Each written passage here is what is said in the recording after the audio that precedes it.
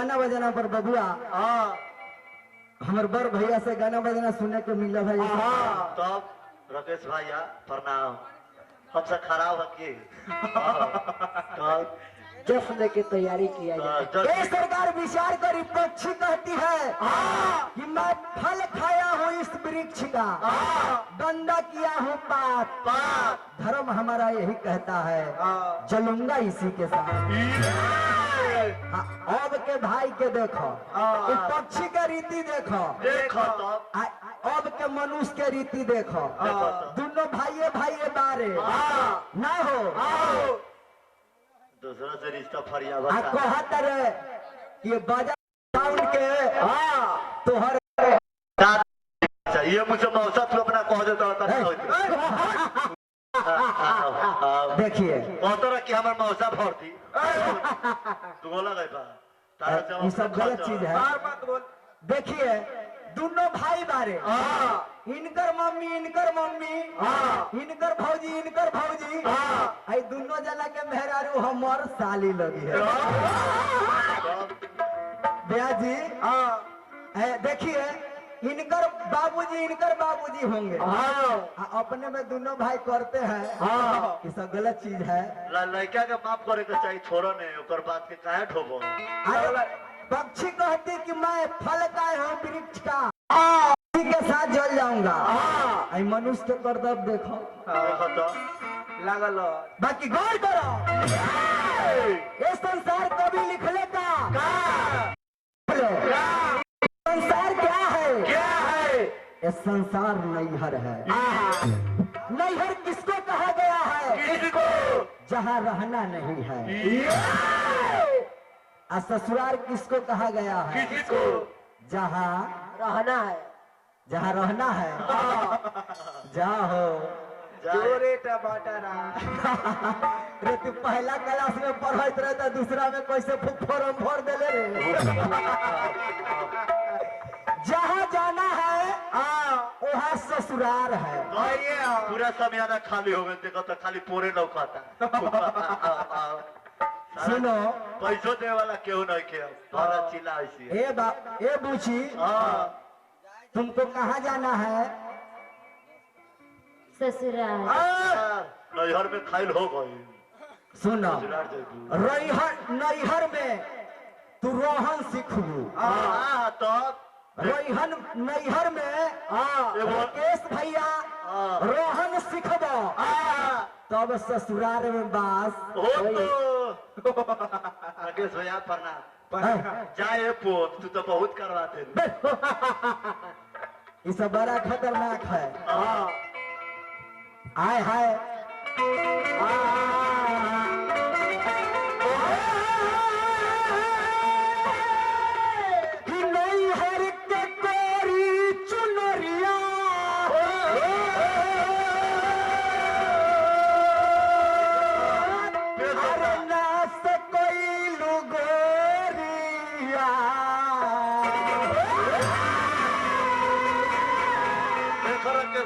चढ़ता कैसे से अपियावा न छोरी बेआ सजी बात करो गोरिया। बुझाइल इस दुगोला के गाना हो कि पियावा न छोरी गे चांदनी बास कर दोगे गोरिया। हम का कहे पैसा गाना बजाना तो बिहानो तक ना होत रही। पैसा देने वाले तो सब चलेगा। आय हाय हाय पंकज जी हजपुरिया भोजपुरी गायक जिया ये चांदनी पोत बहुत रुपए के पुरस्कार भंगना से शुभकामना। जगह के जयकार हो। अरे हाय हाय हाय हाय अरे नहीं हरे तो तेरी दुनिया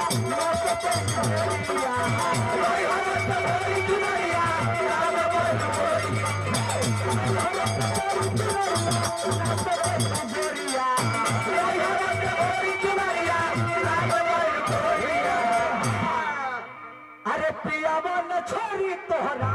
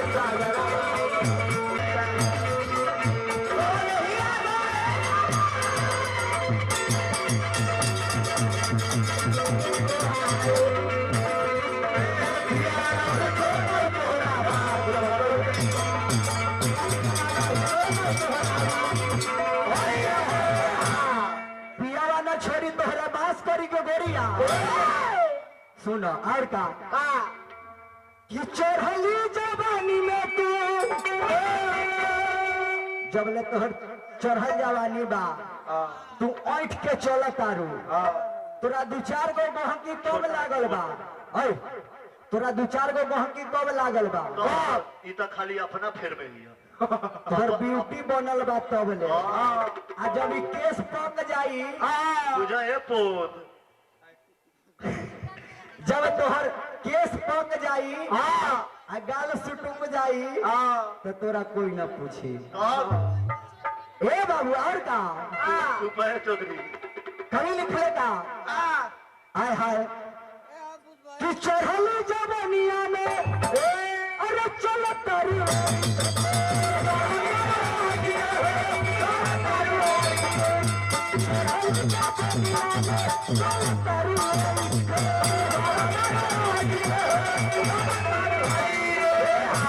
चढ़ली जवानिया में चल तारू ऐठ के अरे बड़ा महंगा तारी ब्यास जी अरे बैठ के बड़ा महंगा परी कौन दिना खाली 2 गोला गईब आ खाली नचनिया के फेरा में रहब आ खाली नचनिया के फेरा में रहब आ तू कहब कि हम भगवान को भक्ति कर रहे हैं सुमरन गा रहे हैं तो इसे जिंदगी के तरल तारा ना हो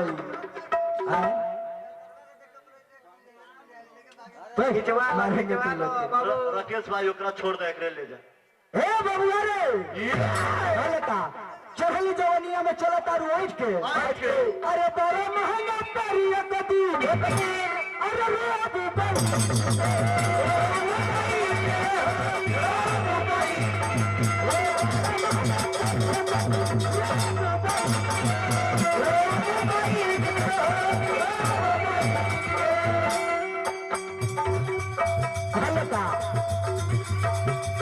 अरे बच्चे ने ध्यान दो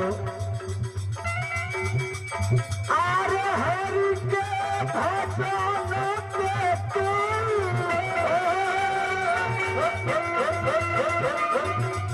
लता सकैले गोरिया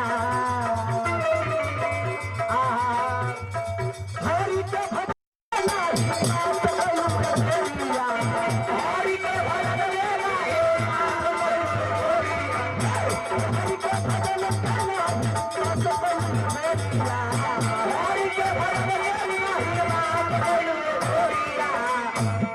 हरि के भजन के ना तो पास कैलू है गोरिया अच्छा बताओ तुमको भजन में मन लगता है नहीं तो तुमको क्या चीज में मन लगता है खाली गजन में मन लगता है गजन में मन लगता है ले जाओ मनोज भैया जोगे आगे हम तो जाने रहो कि तू कली कचनार हो के बाकी तू बड़ा खराब हो के हाय हाय हाय कि हरि के भजन के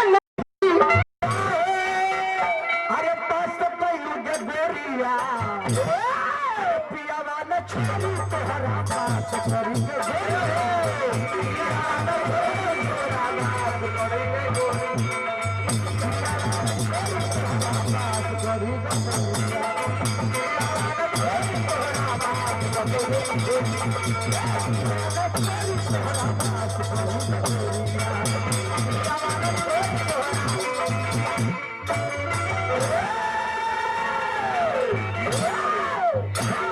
कथा पर आई